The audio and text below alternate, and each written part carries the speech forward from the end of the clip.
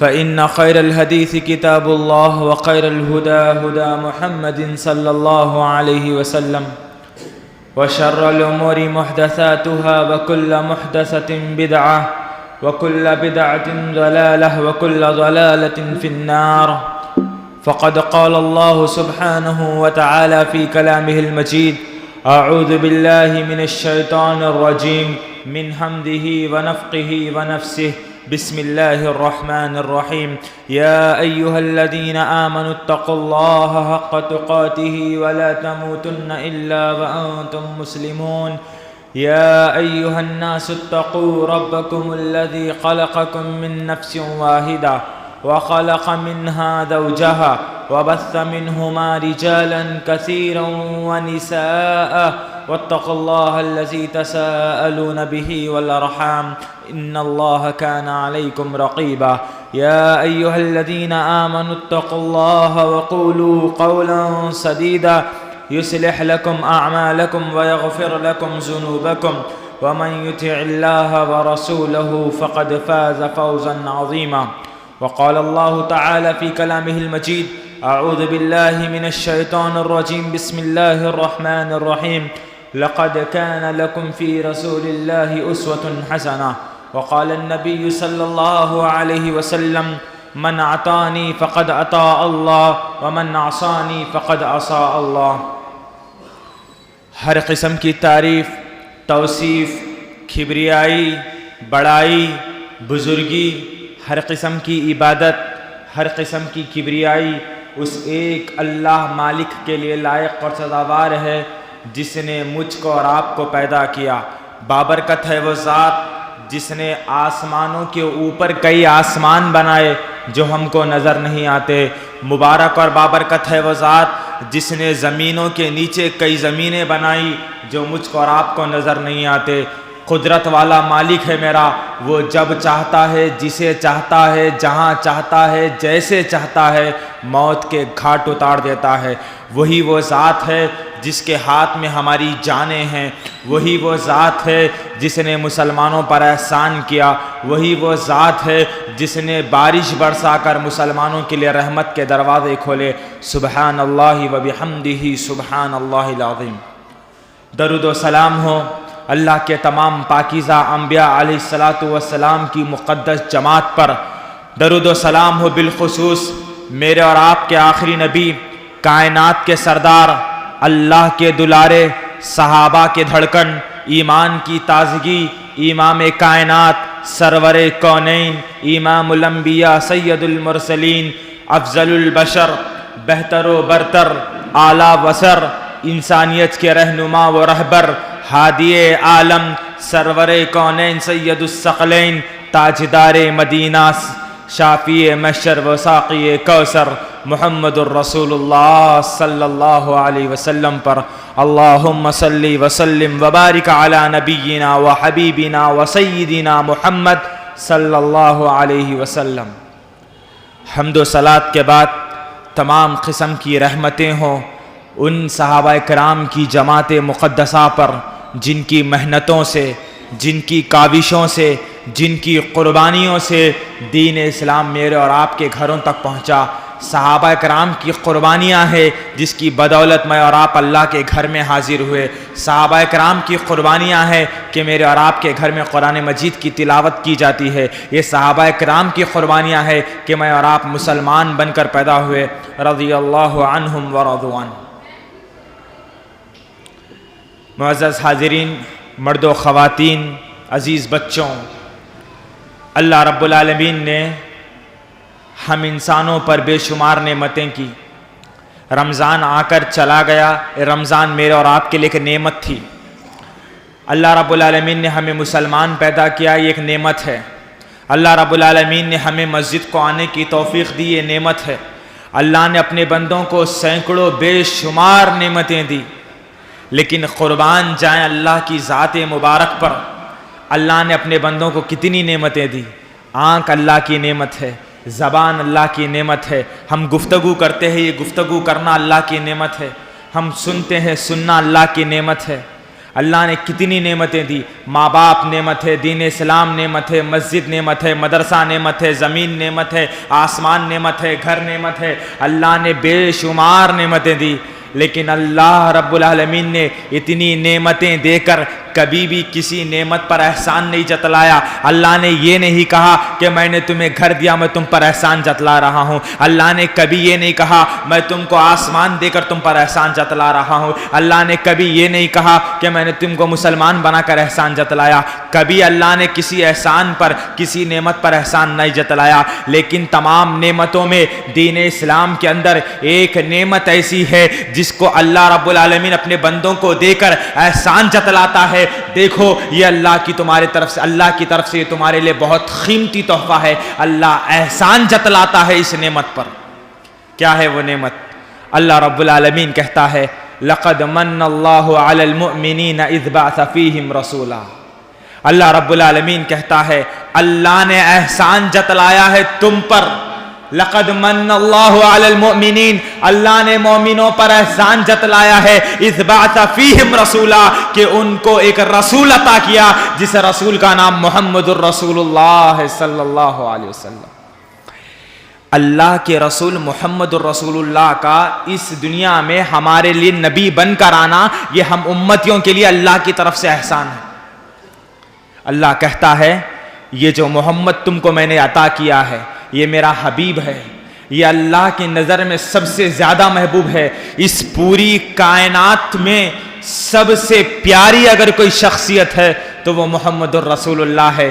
کائنات میں مخلوق میں آپ سے پیارا نہ کوئی تھا، نہ کوئی ہے، نہ کوئی ہو سکتا ہے. یہ ہمارا ایمان ہے. پوری انسانیت میں سب سے بہتر محمد رسول اللہ. اللہ کہتا ہے یہ نبی محمد ہے، یہ میرا حبیب ہے. میں اپنے حبیب کو تمہارے حوالے کر رہا ہوں. یاد رکھنا یہ میری طرف سے تمہارے لیے احسان ہے. اللہ محمد رسول اللہ کو تمہارا نبی بنا کر احسان جتلا رہا ہے. احسان جتلانے کا مقصد کیا ہے؟ اس کی قدر کرو، اس کی عظمت کو سمجھو، اس کے مقام کو سمجھو، اس کے مرتبے کو سمجھو، اس کی رفعت کو سمجھو، اس کی نبوت کو سمجھو. یہ نبی کوئی معمولی نبی نہیں ہے، یہ نبی نبیوں کا سردار ہے، سلطان الائمہ ہے، سارے نبیوں کا سردار ہمارا نبی صلی اللہ علیہ وسلم ہے. یہ کوئی معمولی نبی نہیں ہے، یہ امام الانبیاء ہے، یہ سید المرسلین ہے، یہ شافی محشر ہے، یہ ساقی کوثر ہے، یہ ساری انسانیت میں بہتر ہے. پیارے نبی محمد رسول اللہ اللہ کی جانب سے بندوں کے لیے احسان ہے. اللہ نے احسان جتلایا. اللہ کے رسول صلی اللہ علیہ وسلم کون ہیں؟ یہ کون ہے؟ یہ وہ شخصیت ہے جس کے کلمے کے بغیر میں اور آپ مسلمان نہیں ہو سکتے. اللہ کے رسول صلی اللہ علیہ وسلم نے فرمایا من قال لا الہ الا اللہ محمد الرسول اللہ صادقا من قلبہ دخل الجنہ. صرف لا الہ الا اللہ پڑھ کر کوئی جنت میں داخل نہیں ہو سکتا. جہاں میں اور آپ اللہ کی توحید کا اقرار کرتے ہیں، اس بات کی گواہی دیتے ہیں کہ اللہ کے سوا کوئی معبود نہیں، تو ساتھ ساتھ اس بات کی بھی گواہی دینا ضروری ہے کہ محمد الرسول اللہ اللہ کے رسول ہے. صرف لا الہ الا اللہ کہنے سے کوئی دائرہ اسلام میں نہیں آتا. اس کو مسلمان بننے کے لیے اپنی زبان سے محمد الرسول اللہ نکالنا پڑے گا. اسے رسول اللہ کی دل میں اپنے رسول کی محبت کو بٹھانا پڑے گا. جب تک جس دل میں محمد کی محبت نہیں ہوگی وہ دل ایمان سے خالی رہے گا. میں اور آپ اللہ کے رسول سے محبت کرتے ہیں تبھی مسلمان ہیں. ہمارے ایمان کو مکمل کرنے کا ذریعہ محمد الرسول اللہ ہے. یا اللہ کیسا نبی تو نے ہم کو عطا کیا ہے. یہ وہ نبی ہے معزز سامعین جس کا ذکر اللہ نے قرآن مجید میں کیا. یہ وہ نبی ہے جس کا ذکر اللہ نے تورات میں کیا. یہ وہ نبی ہے جس کا ذکر اللہ نے انجیل میں کیا. یہ وہ نبی ہے جس کا ذکر اللہ نے زبور میں کیا. یہ وہ نبی ہے جس کا ذکر حدیثوں میں آتا ہے. یہ وہ نبی ہے جس کا ذکر صحابہ اپنی زبانوں پر کرتے تھے. یہ وہ نبی ہے جس کا ذکر آسمان کے فرشتے کرتے ہیں. یہ وہ نبی ہے جس کا ذکر اذان میں ہوتا ہے یہ وہ نبی ہے جس کا ذکر اقامت میں ہوتا ہے، یہ وہ نبی ہے جس کا ذکر نماز میں ہوتا ہے، یہ وہ نبی ہے جس کا نام لیے بغیر ہمارا دن مکمل نہیں ہوتا، یہ وہ نبی ہے جس کے بارے میں اللہ رب العالمین نے کہا اے حبیب صلی اللہ علیہ وسلم میں خبردار کرتا ہوں آپ کی امت کو، یاد رکھنا عبادت صرف اللہ کی ہوگی، عبادت صرف اللہ کی ہوگی، طریقہ مصطفیٰ کا ہوگا، چاہت اللہ کی ہوگی، مشیت مصطفیٰ کی ہوگی، ایمان اللہ پر ہوگا، اسلام کا طریقہ مصطفیٰ کا ہوگا۔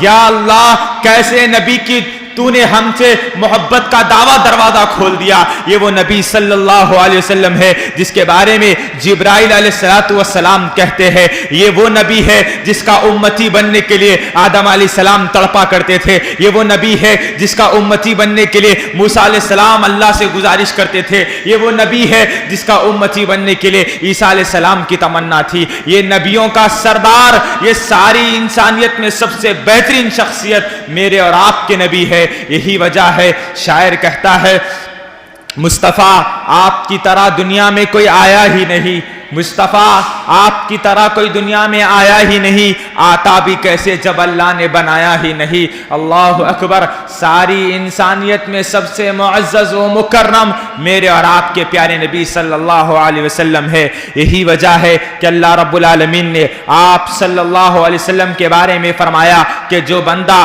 اللہ کے نبی سے محبت کرتا ہے وہ در حقیقت اللہ سے محبت کرتا ہے، جو اللہ کے رسول کی اطاعت کرتا ہے وہ اللہ کی اطاعت کرتا ہے، اور جو رسول کی روگردانی کرتا ہے، رسول کی نافرمانی کرتا ہے، وہ حقیقت میں اللہ کی نافرمانی کرتا ہے۔ شیخ الاسلام امام ابن تیمیہ رحمہ اللہ کہتے ہیں جو شخص نبی کو تکلیف پہنچاتا ہے وہ در حقیقت اللہ کو تکلیف پہنچاتا ہے۔ یہ ظالم مشرکین مکہ ابو جہل اور ابو لہب جو نبی کو گالیاں دیتے تھے، اللہ کی قسم اللہ کے نبی صلی اللہ علیہ وسلم فرماتے ہیں یہ ابو جہل مجھے گالی نہیں دیتا بلکہ میری لائی ہوئی شریعت کو گالی دیتا ہے، گویا کہ ابو جہل اللہ کو گالی دیتا ہے۔ اللہ اکبر، اللہ کے نبی صلی اللہ علیہ وسلم کی عظمت، آپ کی رفعت، آپ کی رسالت سب سے اونچی ہے، سب سے اعلیٰ ہے۔ آپ صلی اللہ علیہ وسلم میرے اور آپ کے لیے اس دنیا میں آئے، ہدایت کا نور بن کر آئے۔ آپ صلی اللہ علیہ وسلم ہدایت کا نور لے کر آئے۔ اسلام ایک نور ہے، یہ نور ایک روشنی ہے جس کی وجہ سے انسان تاریکیوں سے نکل کر روشنی میں آتا ہے۔ اللہ کے رسول جو دین اسلام لے کر آئے وہ تمہارے لیے ایک نور ہے، اس اسلام پہ چل کر میں اور آپ مسلمان بنے۔ اللہ نے کہا احسان ہے تم پر یہ۔ اب آئیے اللہ کے رسول کی عظمت کا مرتبہ، ان کا مقام جانیں۔ اللہ رب العالمین ہے، اللہ یہ رب العالمین ہے تو نبی رحمت للعالمین ہے۔ اللہ رب العالمین ہے، نبی رحمت للعالمین ہے۔ اللہ غفور الرحیم ہے، نبی رؤوف الرحیم ہے۔ اللہ رب العالمین کہتا ہے جب جنت کا دروازہ جنتیوں کے لیے کھولا جائے گا، جنتی کلمہ توحید پڑھتے ہوئے داخل ہوں گے، جنتی کلمہ توحید پڑھتے ہوئے جنت میں داخل ہوں گے، ان کی زبانوں پر ہوگا لا الہ الا اللہ محمد الرسول اللہ، وہ اللہ کے رسول صلی اللہ علیہ وسلم کی نبوت کی رسالت کی گواہی دیتے ہوئے جنت کے اندر داخل ہوں گے۔ میں اور آپ اس نبی سے محبت کرتے ہیں، اس نبی کی عظمت کو سمجھتے ہیں، کیا مقام ہے اس نبی کا میرے اور آپ کے نزدیک، میں اور آپ کیسی قدر کرے اس نبی کی۔ اللہ رب العالمین کہتا ہے اپنے قرآن مجید میں قل ان کنتم تحبون اللہ فاتبعونی، اے حبیب آپ اپنی امت سے کہہ دیجئے اگر تم مجھ سے محبت کرتے ہو، واقعی تم اللہ سے محبت کرتے ہو تو اللہ کے رسول کی اطاعت کرو۔ جو بندہ رسول اللہ کی اطاعت کرتا ہے اللہ اس سے محبت کرتا ہے، جو اللہ کے رسول کو اپنی جان سے زیادہ محبت کرتا ہے اللہ اس بندے سے محبت کرتا ہے۔ لا يؤمن احدكم حتى اكون هواه تبعا لما جئت به، اللہ کے رسول صلی اللہ علیہ وسلم فرماتے ہیں مجھ سے محبت کرو، میری لائی ہوئی شریعت سے محبت کرو، جس نے شریعت بھیجا ہے اس سے محبت کرو، اس کی روگردانی نہ کرو۔ اور ایک حدیث میں اللہ کے رسول صلی اللہ علیہ وسلم فرماتے ہیں تم میں کا کوئی شخص اس وقت تک ایمان کے اعلیٰ درجے کو نہیں پہنچ سکتا جب تک کہ وہ مجھ سے اپنی جان سے زیادہ محبت نہ کرے۔ میں اور آپ اپنے نبی سے اپنی جانوں سے زیادہ محبت کرتے ہیں، یقیناً کرتے ہیں۔ میں اور آپ اپنے نبی سے اپنی جانوں سے زیادہ محبت کرتے ہیں، لیکن صرف زبان کے نہیں، عمل کے طور پر بھی۔ ثبوت دینا ہے، اپنے نبی سے محبت کا میں اور آپ ثبوت پیش کرے کہ واقعی ہم محمدی ہیں، ہم اس لائق ہے کہ ہمیں محمدی بلایا جائے، میں اور آپ امت محمدیہ ہیں تو میں اور آپ اس قابل بنے کہ ہمیں محمدی پکارا جائے، ہمیں سلفی پکارا جائے، ہمیں نبی صلی اللہ علیہ وسلم کا پیروکار بن کر پکارا جائے، میں اور آپ اس قابل بنیں۔ اور کب بنیں گے قابل؟ جب نبی کی سنتوں سے محبت کریں گے، جب نبی کی احادیث سے محبت کریں گے، جب نبی کے بتائے ہوئے طریقے پر چلیں گے۔ اللہ رب العالمین کہتا ہے لَقَدْ كَانَ لَكُمْ فِي رَسُولِ اللَّهِ أُسْوَةٌ حَسَنَةٌ، تحقیق کہ محمد رسول اللہ صلی اللہ علیہ وسلم تمہارے لیے بہترین اسوہ اور نمونہ ہے۔ کب کب میرے اور آپ کے لیے نبی نمونہ ہیں؟ میں اور آپ تجارت کرتے ہیں، تجارت کے معاملے میں اپنے نبی کو اسوہ بنائیں۔ میں اور آپ اسکول چلاتے ہیں، ذمہ دار ہیں، ذمہ داری کے معاملے میں اور آپ نبی صلی اللہ علیہ وسلم کو اسوہ بنائیں۔ ہم دوستی کرتے ہیں، دوستی کیسی ہو؟ رسول اللہ کو اسوہ بنائیں۔ میں اور آپ عبادت کرتے ہیں، عبادت کیسی کریں؟ رسول اللہ کو اسوہ بنائیں۔ زندگی کے ہر شعبے میں ہمارا طریقہ رسول کے طریقے کے مطابق ہونا چاہیے۔ اللہ رب العالمین کہتا ہے اعمال قبول ہونے کی میں نے 2 شرطیں رکھی۔ اللہ رب العالمین اعمال کو 2 چیزوں کی بنیاد پر قبول کرتا ہے۔ میں اور آپ نماز پڑھتے ہیں، روزہ رکھتے ہیں، زکوٰۃ دیتے ہیں، حج عمرہ کرتے ہیں، قربانی کرتے ہیں، جتنی عبادتیں میں اور آپ کرتے ہیں، اللہ رب العالمین کہتا ہے ان عبادتوں کے قبول ہونے کی 2 شرطیں ہیں۔ سب سے پہلی شرط یہ ہے کہ وہ عبادت صرف اللہ کے لیے کی جائے، صرف خالص اللہ کے لیے کی جائے، غیر اللہ کے لیے نہ کی جائے۔ دوسرا، وہ عبادت رسول اللہ کے طریقے کے مطابق اگر ہوگی تو اللہ رب العالمین قبول کرے گا، اور رسول کے طریقے کے مطابق نہ ہوگی تو اللہ رب العالمین اسے رد کر دے گا۔ عبادت اللہ کی ہوگی اور طریقہ نبی صلی اللہ علیہ وسلم کا ہوگا۔ میں اور آپ رسول اللہ پر ایمان لائے، میری اور آپ کی نمازیں رسول کی نمازوں کے مطابق ہونی چاہیے، میرے اور آپ کی گفتگو رسول کی گفتگو کی طرح ہونی چاہیے، میرے اور آپ کے لباس رسول اللہ کے لباس کی طرح ہونا چاہیے، میرے اور آپ کے اٹھنے بیٹھنے چلنے پینے کھانے کا چلن رسول اللہ کے مطابق ہونا چاہیے۔ میں اور آپ رسول اللہ کو اپنا آئیڈیل بنائیں، ویسے ہی بنائیں جیسے صحابہ کرام نے بنایا تھا۔ اللہ سے، رسول صلی اللہ علیہ وسلم سے اپنی جان سے زیادہ محبت کرنے والی، ایثار و قربانی کی مثال پیش کرنے والی، رسول کو اپنا رہنما سمجھ کر رسول کے نقش قدم پر ہو بہو چلنے والی جماعت صحابہ کرام کی جماعت ہے۔ میں اور آپ بھی صحابہ کرام کی طرح رسول کے طریقے پر چلیں۔ اللہ کے رسول صلی اللہ علیہ وسلم غار حرا میں بیٹھے ہوئے ہیں، آسمان سے فرشتہ نازل ہوا، جبرائیل علیہ الصلاۃ والسلام اللہ کے رسول صلی اللہ علیہ وسلم کے قریب آیا، سینے سے دبایا، کہا اقرا یا محمد اقرا، اے محمد پڑھو اقرا۔ اللہ کے رسول نے کہا میں پڑھنا نہیں جانتا۔ دوبارہ جبرائیل نے دبایا، کہا پڑھو یا محمد اقرا۔ اللہ کے رسول نے کہا میں پڑھنا نہیں جانتا۔ تیسری مرتبہ کہا، اللہ کے رسول نے کہا میں پڑھنا نہیں جانتا۔ چوتھی مرتبہ جب جبرائیل نے زور سے دبایا، کہا یا محمد پڑھو اقرا بسم ربک الذی خلق۔ اللہ کے رسول نے پڑھا اقرا بسم ربک الذی خلق خلق الانسان من علق اقرا وربک الاکرم الذی علم بالقلم۔ اللہ کے رسول نے آیتیں تلاوت کی۔ اس کے بعد اللہ کے رسول صلی اللہ علیہ وسلم کے پاس سے جبرائیل چلے گئے۔ اللہ کے رسول مارے خوف کے جلدی سے غار حرا کے نیچے اترے، دوڑے دوڑے اپنے گھر پہنچے، اور آپ کی بیوی، میری اور آپ کی ماں، سارے مومنوں کی ماں ام المؤمنین خدیجۃ الکبریٰ رضی اللہ تعالیٰ عنہا گھر میں بیٹھی ہوئی تھی۔ اللہ کے رسول گھر میں تشریف لائے۔ خدیجہ رضی اللہ تعالیٰ عنہا نے آپ صلی اللہ علیہ وسلم کو اس ہیبت انگیز عالم میں دیکھ کر آپ کو نیچے بٹھا دیا، آپ کے منہ پہ ٹھنڈا پانی مارا، آپ کے اوپر چادر اڑا دی، آپ کو تسلی دینے لگی۔ اللہ کے رسول کہتے ہیں اے خدیجہ، میں نے آج ایک عجیب مخلوق کو دیکھا ہے، ایک فرشتہ میرے پاس آیا ہے، کچھ آیتیں تلاوت کر کے جاتا ہے۔ میری زندگی میں یہ پہلی مرتبہ ہوا، میں ہر دن غار حرا میں بیٹھتا ہوں لیکن کبھی ایسا واقعہ نہیں ہوا، آج پتہ نہیں ایک عجیب مخلوق آسمان سے اترتی ہے، مجھے خوف ہے۔ اے خدیجہ میں ڈرتا ہوں کہیں اللہ مجھے برباد نہ کر دے، میں ڈرتا ہوں کہ لوگوں کی وجہ سے میں خوف میں نہ آ جاؤں۔ خدیجۃ الکبریٰ رضی اللہ تعالیٰ عنہا جو آپ کی بیوی تھی، آپ کے اخلاق سے متاثر تھی، کہنے لگی اے میرے شوہر محمد، کبھی اللہ آپ کو رسوا نہیں کرے گا۔ آپ کے صفات گنانے لگی اور کہتی ہے اے محمد سنو، اللہ آپ کو کبھی رسوا نہیں کرے گا۔ کیوں؟ کیونکہ آپ یتیموں کا خیال کرتے ہو، آپ مسکینوں کا خیال کرتے ہو، آپ بیواؤں کی مدد کرتے ہو، آپ غمزدوں کے غموں کو دور کرتے ہو، آپ پریشانی والے لوگوں کے پریشانیوں کو دور کرتے ہو، اللہ آپ کو کبھی رسوا نہیں کرے گا۔ خدیجۃ الکبریٰ آپ کو تسلی دینے لگتی ہے، یہ وہ تسلی ہے جس کو سن کر اللہ کے رسول صلی اللہ علیہ وسلم کا خوف ختم ہونے لگا۔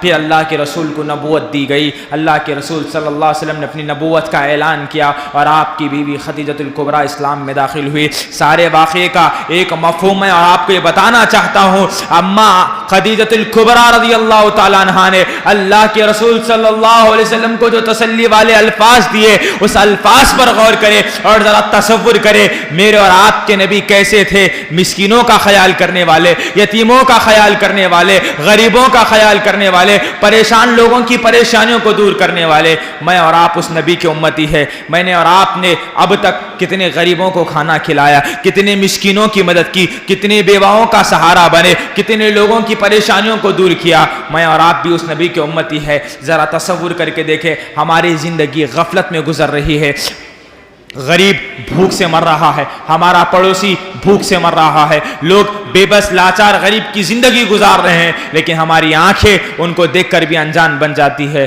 میں اور آپ اس نبی کے امتی ہے، وہ نبی جو غریبوں کا خیال کرتا تھا، وہ نبی جو مسکینوں کا خیال کرتا تھا، وہ نبی جو یتیموں کا خیال کرتا تھا۔ میں اور آپ بھی اس نبی کے امتی ہے۔ لقد کان لکم فی رسول اللہ اسوۃ حسنہ کے تحت میں اور آپ بھی اس نبی کے امتی ہونے کے ناطے غریبوں کا خیال کرے، مسکینوں کا خیال کرے، غرباء کا خیال کرے، یتیموں کا خیال کرے۔ یہ میرے اور آپ کے لیے ضروری ہے۔ زندگی کے لمحات اللہ کے رسول صلی اللہ علیہ وسلم نے جو قیمتی دیے اپنی امت کے سامنے پیش کیے۔ اللہ کے رسول صلی اللہ علیہ وسلم کی زندگی کے وہ سنہرے لمحات، کائنات کی یہ بہت بہترین شخصیت، میرے اور آپ کے ایمان کی دھڑکن، ہمارے دلوں کی دھڑکن محمد الرسول اللہ صلی اللہ علیہ وسلم ہے۔ اللہ کے رسول صلی اللہ علیہ وسلم جب مکہ کے لوگوں کو اسلام کی دعوت دیتے، مکہ کے لوگوں کو جب آپ صلی اللہ علیہ وسلم اسلام کی دعوت دیتے، مشرکین مکہ آپ کی دعوت کو قبول نہ کرتے، آپ صلی اللہ علیہ وسلم مایوس ہو جاتے۔ مایوس ہو کر آپ صلی اللہ علیہ وسلم طائف کا سفر کرنے نکلے۔ جب آپ صلی اللہ علیہ وسلم طائف پر پہنچے، طائف کے سرداروں سے آپ نے ملاقات کی اور کہا، اے طائف کے لوگوں، میری ایک بات ہے، اگر مان لوگے اللہ رب العالمین تم کو عرب اور عجم کا بادشاہ بنا دے گا، اور اگر میری بات کو نہیں مانتے تو اس بات کو راز رکھنا، مشرکین مکہ کو نہ دینا۔ سرداران طائف نے پوچھا، بتاؤ محمد کیا بات ہے؟ اللہ کے رسول نے عرش والے رب کی سچی توحید کو طائف والوں کے سامنے پیش کیا، کہا، قولوا لا الہ الا اللہ، تم لا الہ الا اللہ کہو، کامیاب ہو جاؤ گے۔ سرداران طائف نے آپ کی بات کو نہ مانا، کہا، ہم اپنے معبودان باطلہ کی عبادت کبھی چھوڑ نہیں سکتے، محمد یہاں سے چلے جاؤ۔ ظالموں نے میرے آقا کی بات کو نہ مانا، نہ آپ کی بات کو راز رکھا، بلکہ طائف کے بدماش نوجوانوں کو آپ کے پیچھے لگا دیا۔ وہ نبی جس کے بارے میں اللہ نے کہا یہ رسولوں کا سلطان ہے، وہ نبی جس کے بارے میں کہا رب نے یہ انوکھا ذیشان ہے، وہ نبی جس کے بارے میں رب نے کہا جنت میں سب سے پہلے داخل ہونے والے محمد رسول اللہ ہے، وہ نبی جس سے اللہ اپنا حبیب بنا چکا ہے، وہ نبی جس کے بارے میں صحابہ کرام کا موقف اپنی جانوں سے زیادہ محبت کرتے ہیں، اس نبی صلی اللہ علیہ وسلم کو طائف کی سرزمین پر نوجوان پتھر مارنے لگے۔ ایک بدبخت اٹھتا ہے، پتھر اٹھا کر میرے نبی پر مارتا ہے۔ کس وجہ سے میرے نبی کو مارا گیا؟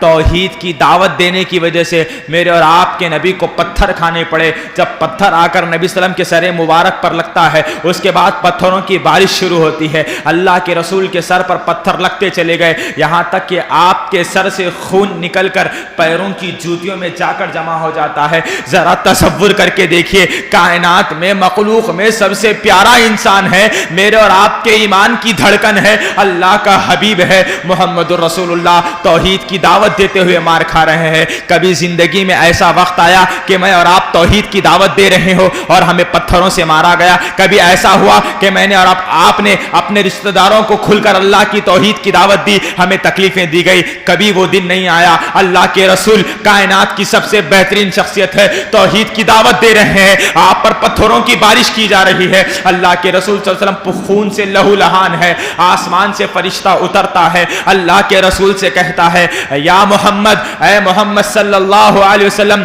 ایک اشارہ کر دیجئے, ہم ان طائف والوں کو دو پہاڑوں کے درمیان رکھ کر پیس دیں گے. اللہ اکبر, رحمت للعالمین میرا نبی ہے, کیا رحمت ہے آپ صلی اللہ علیہ وسلم کی. اللہ کے رسول صلی اللہ علیہ وسلم کہتے ہیں ہرگز نہیں, ہرگز نہیں, یہ طائف والے میرا مقام نہیں جانتے, یہ طائف والے اللہ کی طاقت کو نہیں جانتے, یہ طائف والے دین اسلام کو نہیں جانتے. میں ان کے ساتھ رحم کا معاملہ کرتا ہوں, مجھے اللہ سے امید ہے ان کی آنے والی نسلوں میں اللہ ایسی اولاد کو پیدا کرے گا جو ایک اللہ کی عبادت کرے گی. اللہ کے رسول صلی اللہ علیہ وسلم کی رحمت کا اندازہ لگائیے, آپ نے طائف والوں کو معاف کر دیا. ذرا تصور کر کے دیکھیں, میں اور آپ بھی اس نبی کے امتی ہے. مجھے اور آپ کو اگر کوئی ذرری تکلیف دے دیتا ہے, ہم بدلے میں اس کو گالی دے دیتے ہیں, اس کے اوپر ہاتھ اٹھا کر اسے مار دیتے ہیں, اس کو برا بھلا کہہ دیتے ہیں, اسے بدلہ لینے کا, انتقام لینے کا وقت تلاش کرتے ہیں. میرا اور آپ کا نبی ہے, توحید کی وجہ سے مارا گیا ہے, لیکن زبان سے رحمت کے الفاظ جاری ہے. کیا رحمت کا نتیجہ تھا؟ اللہ کے رسول صلی اللہ علیہ وسلم کی یہ رحمت کا نتیجہ تھا کہ 8 سال کے بعد پورا طائف توحید کا پرستان بن گیا, اور آج طائف توحید کا چمن کہلاتا ہے. میں اور آپ اس نبی کے امتی ہیں. زندگی کا ہر پہلو رسول سے سیکھے. لوگوں کے ساتھ کیسا رہیں, لوگ ہم کو تکلیف دیں تو ہمارا رویہ ان کے ساتھ کیسا ہو, یہ میرا نبی آپ کو سکھا کر جا رہا ہے. لیکن امت محمدیہ کے اخلاق نبی کے اخلاق سے بالکل ملتے جھلتے نظر نہیں آتے. میں اور آپ اپنے اخلاق کو درست کریں, اپنے معاملات کو درست کریں, اپنی تجارت کو درست کریں, اپنی رشتہ داریوں کو درست کریں, اپنے ماحول کو درست کریں. اللہ کے رسول صلی اللہ علیہ وسلم اپنی زندگی کے وہ آخری لمحات میں جب آئے, مرد الموت کا وقت, کائنات کی سب سے بہترین شخصیت جب دنیا سے جا رہی تھی, کیا پیغام اپنی امت کو سنا کر جا رہی تھی.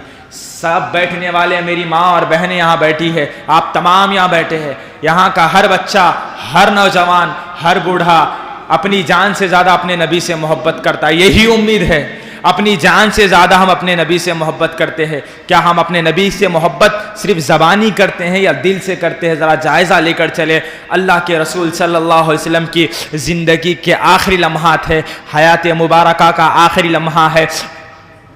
11 ربیع الاول کی تاریخ, اللہ کے رسول صلی اللہ علیہ وسلم عشاء کی نماز پڑھانے کے لیے اپنی بستر سے اٹھنا چاہ رہے تھے.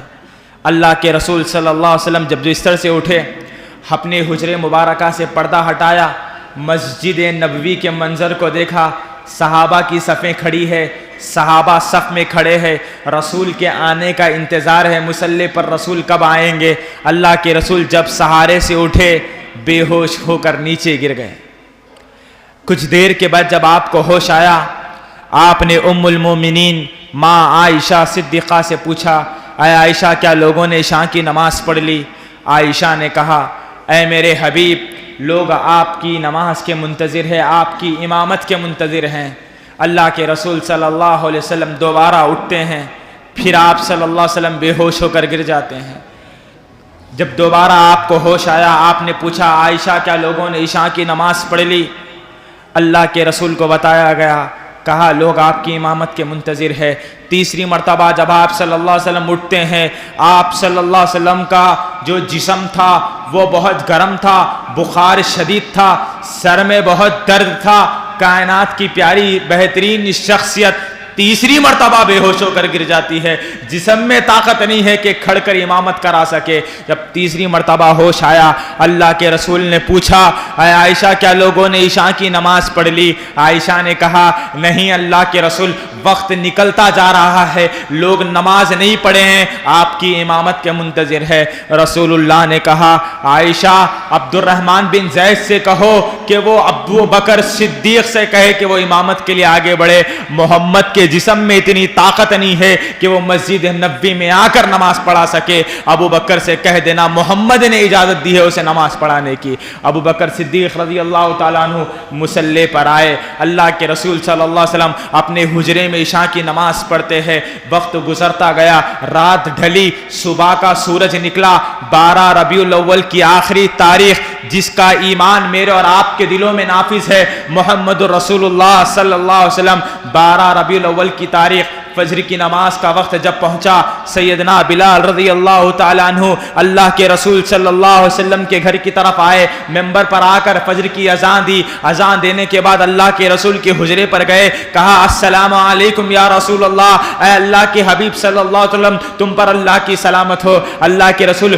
حجرے سے پردہ ہٹاتے ہیں، اپنی نگاہوں کو دیکھتے ہیں، سامنے بلال کھڑا ہے رضی اللہ تعالیٰ عنہ۔ اللہ کے رسول بلال کو دیکھ کر کہتے ہیں اے بلال میں نماز پڑھانے کے لیے آنا چاہتا ہوں۔ اللہ کے رسول صلی اللہ علیہ وسلم بلال کو قریب بلاتے ہیں، بلال کے کاندھوں پر ہاتھ رکھ کر اللہ کے رسول نماز کے لیے اٹھنا چاہتے ہیں۔ جب میرا نبی فجر کی نماز پڑھانے کے لیے اٹھنا چاہتا تھا لیکن اتنی جسم میں طاقت نہیں تھی، غشی کھا کر بے ہوش ہو کر میرا نبی گر جاتا ہے۔ جب دوبارہ اٹھتے ہیں اللہ کے رسول بلال سے کہتے ہیں اے بلال نماز پڑھنا چاہتا ہوں لیکن جسم میں طاقت نہیں ہے، ابو بکر سے کہہ دو کہ وہ پھر سے نماز پڑھائے۔ فجر کی جماعت کھڑی کی گئی، ابو بکر صدیق مصلی پر آئے، اللہ کے رسول صلی اللہ علیہ وسلم کی اجازت کے ساتھ جب نماز فجر شروع ہوئی، اللہ کے رسول صلی اللہ علیہ وسلم پردہ ہٹا کر دیکھتے ہیں صحابہ نماز پڑھ رہے ہیں، اللہ کے رسول اپنے حجرے سے صحابہ کو دیکھ رہے ہیں، ابو بکر صدیق امامت کرا رہے ہیں، رسول کے آنکھوں سے آنسو نکل گئے، صحابہ کا تقوی کامیاب ہو گیا، رسول کو وہ دن یاد آ گیا جو 313 مسلمانوں کا لشکر تھا جنہوں نے بدر میں رسول کا ساتھ دیا، احد میں رسول کا ساتھ دیا، وہ صحابہ کی جانی سار جماعت نماز پڑھ رہی ہے۔ اس کے بعد جب نماز فجر ختم ہوئی، دن بڑھتا گیا، چاش کا وقت قریب تھا، کائنات کی سب سے بہترین شخصیت محمد رسول اللہ کچھ لمحوں میں دنیا چھوڑ کر جانے والی ہے، کیا پیغام اپنے امت کو دے کر جانے والی ہے۔ صحابہ پریشان ہے، رسول سے ہر کوئی ملنے کی تڑپ رکھتا ہے، مسجد نبوی میں صحابہ ٹہل رہے ہیں، حجرے میں آپ کے جانا چاہتے ہیں۔ عائشہ صدیقہ رضی اللہ تعالیٰ عنہ کہتی ہے اللہ کے رسول صلی اللہ علیہ وسلم جب فجر کی نماز کے بعد ہوش میں آئے تو آپ صلی اللہ علیہ وسلم کا جسم بہت گرم تھا، آپ کے سر میں شدید بخار تھا۔ فاطمہ رضی اللہ تعالیٰ عنہ آتی ہے، آپ صلی اللہ علیہ وسلم کو دیکھتی ہے اور کہتی ہے ہائے میرے ابا جان کی حالت، کائنات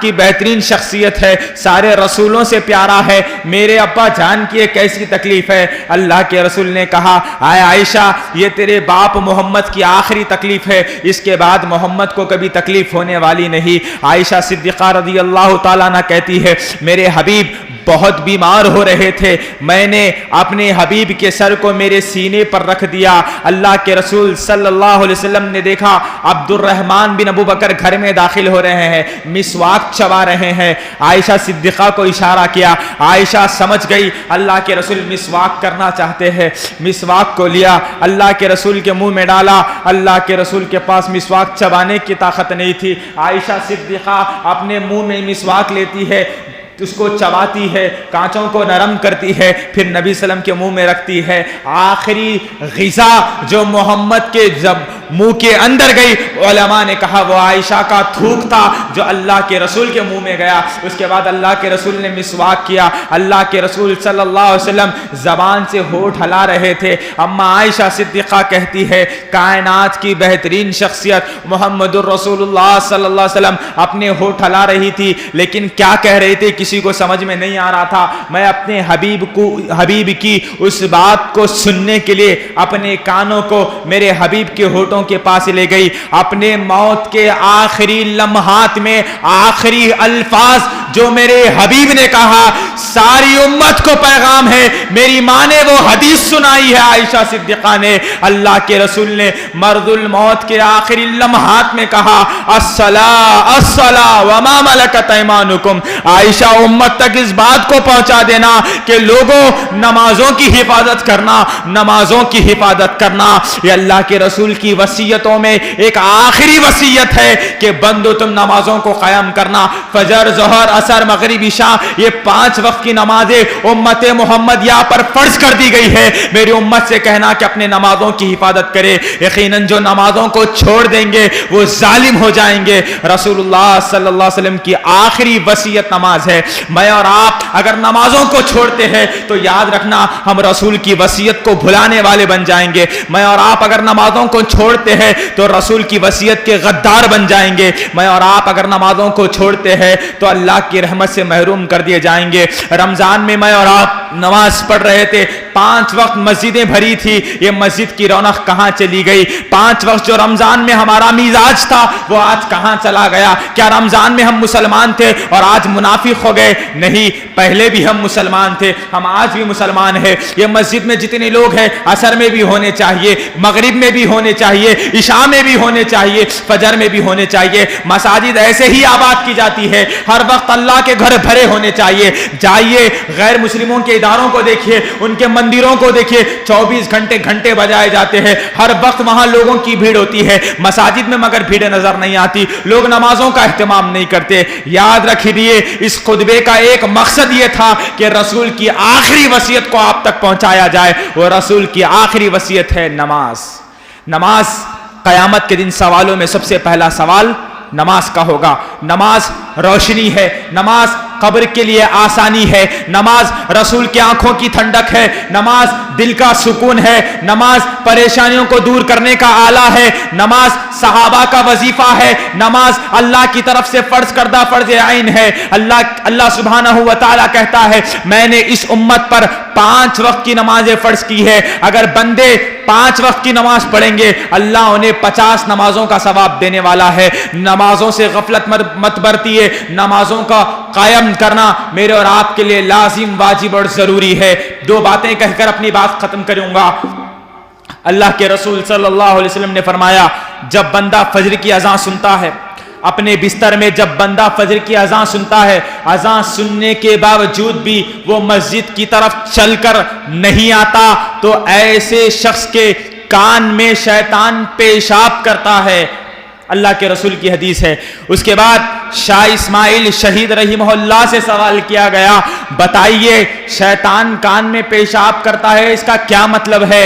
शाह इस्माइल शहीद रहीमहुल्लाह कहते हैं शैतान कान में पेशाब करता है, इसका मतलब यह है कि वो इंसान के जिस्म के अंदर कुफ्र के खतरे दाखिल करता है। जब इंसान कसरत से नमाज छोड़ देता है एक दिन उसके कुफ्र के खतरे इस कदर बढ़ जाते हैं कि वो दायरे इस्लाम से खारिज होकर काफिर बन जाता है। इमाम अबू हनीफा रहिमहुल्लाह कहते हैं जो जानबूझकर ताकत रखने के बावजूद भी एक वक्त की भी नमाज छोड़ दे ऐसे शख्स को जिला वतन कर देना चाहिए। इमाम शाफई रहिमहुल्लाह कहते हैं जो ताकत रखने के बावजूद भी जानबूझकर एक वक्त की भी नमाज छोड़ दे ऐसे शख्स का कत्ल कर दिया जाए। इमाम अहमद बिन हंबल रहिमहुल्लाह कहते हैं जो ताकत रखने के बावजूद भी जानबूझकर एक वक्त की भी नमाज छोड़ देता है ऐसे शख्स पर काफिर का फतवा लगाया जाए। इमाम सुफियान सौरी रहिमहुल्लाह कहते हैं जो जानबूझकर एक वक्त की भी नमाज छोड़ देता है वो शिया और रवाफिज की सफ़ों में दाखिल हो जाता है। इमाम सुफियान उइना रहिमहुल्लाह कहते हैं जो जानबूझकर नमाज छोड़ देता है वो काफिरों की सफ़ में खड़ा हो जाता है। अल्लाह के रसूल ने कहा मुसलमान और काफिर के दरमियान फ़र्क करने वाली चीज़ नमाज है। जो नमाजों को छोड़ देते हैं वो दायरे इस्लाम से खारिज हो जाते हैं। इमाम इब्न तैमिया रहमतुल्लाह अलैह नमाज के सिलसिले में सख्त मौक़िफ़ इख्तियार करते हुए कहते हैं जो ताकत रखने के बावजूद भी जानबूझ के 5 फर्ज नमाजों में से कोई एक नमाज भी छोड़ देता है ऐसा इंसान काफिर हो जाता है। बसा औक़ात ऐसे इंसान का कत्ल करना वाजिब हो जाता है। मैं और आप नमाजों की हिफाजत करें। ये नमाज मेरी और आपकी जिंदगी का मकसद है। वमा खलक़तुल जिन्ना वल इंसा इल्ला लियअबुदून। मैं और आप जिंदगी में आए, हमारे जिंदगी में आने का मकसद अल्लाह की इबादत करना है। नमाज रसूलुल्लाह की आखिरी वसीयत है। सहाबा वो जमात थी जिन्होंने कभी भी नमाजों को तर्क नहीं किया।